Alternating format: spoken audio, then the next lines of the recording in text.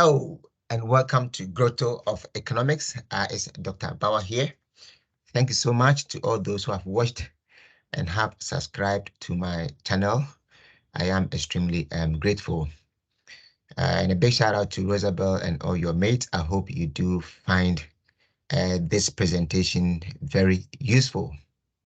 If you do enjoy this presentation, please like it, share, comment, and then subscribe. So what is the topic today? The topic today is negative externality, which is the second presentation in a series on the topic of externality. So what is negative externality?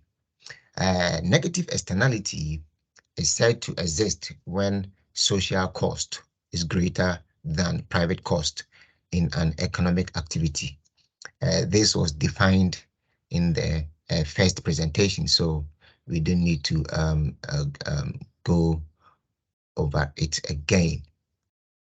In other words, it implies that an external cost is present in that particular activity, meaning social cost is equal to private cost plus external cost.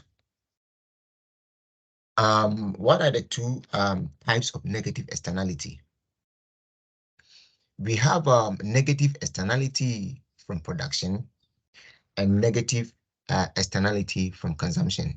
And in this particular video, we shall focus on negative externality from production. Let's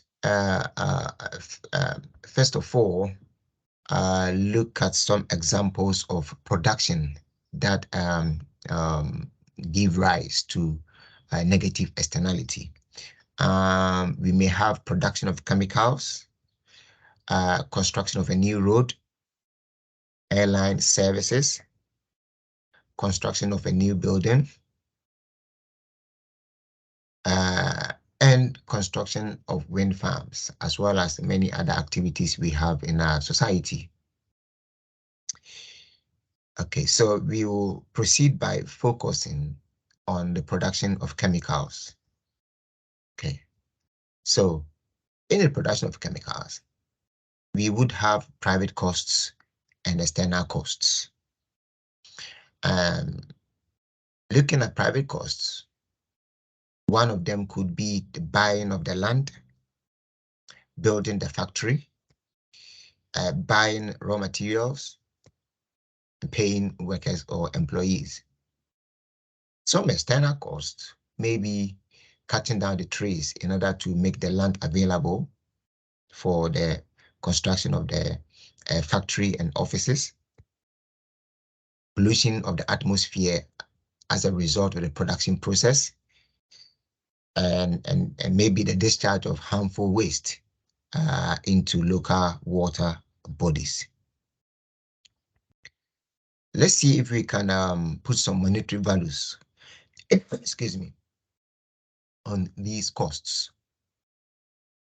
For the private costs, it is essentially the firm's costs of production. And let's assume in this instance that it amounts to, let's say, £5 million. What about the external costs? This may be the damage to our health, okay, and the costs of treatment. And in this case, let's assume over a period of time, it is estimated to be £4 million. Therefore, the social cost of the production process of chemicals would be £5 million plus £4 million, making it £9 million. So the social cost is £9 million. You see, if we had not taken into account the external cost, we would have underestimated the cost of producing chemicals because we've only taken into account the private cost to the firm. So by accounting for the external cost, we see that the cost to society is much higher than the private cost to the firm.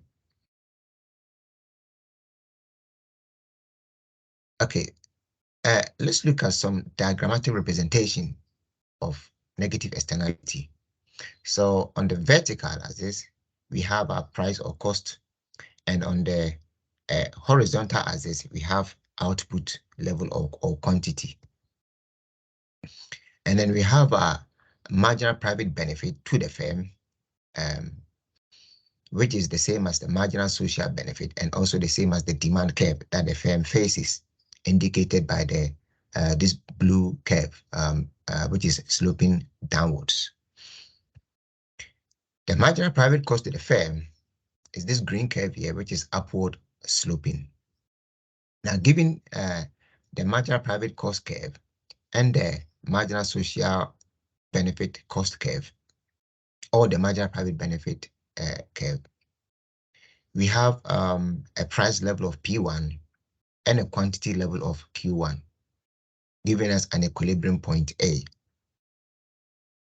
Now, because there is an external cost to this production, the marginal private cost must shift upwards to the right, okay, to indicate that there's a higher cost of production to society involved in this kind of production process.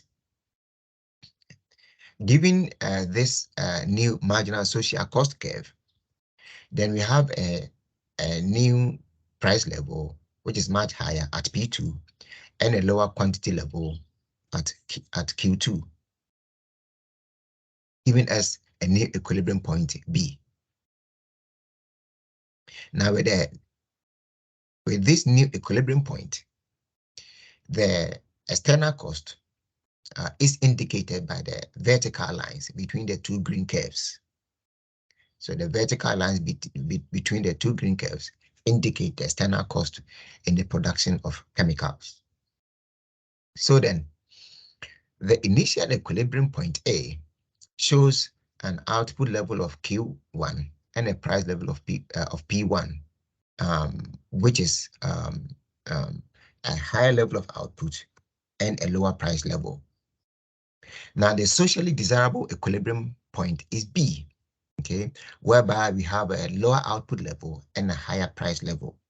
Okay, this must be the case because since the production process imposes an additional cost on society, we need to reduce the amount of production, and the only way that can be done is if we increase or raise the price.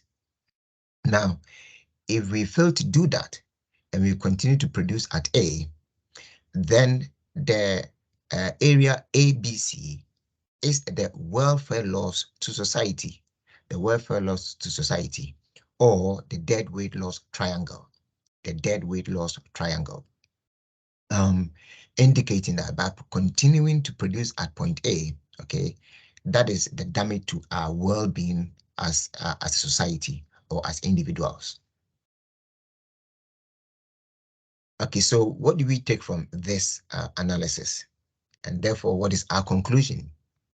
Number one, if a form of production imposes additional costs on society, the negative externality is present. Two, if negative externality is present, then the current level of production is too high and the price is too low. Three, this means that as a society, we need to reduce such production by raising price. And four, this is usually achieved through some kind of government intervention. So this is the end of this presentation, which is focusing on the negative externality as a result of production. In part 3 of this series on externality, we shall look at negative externality from consumption. And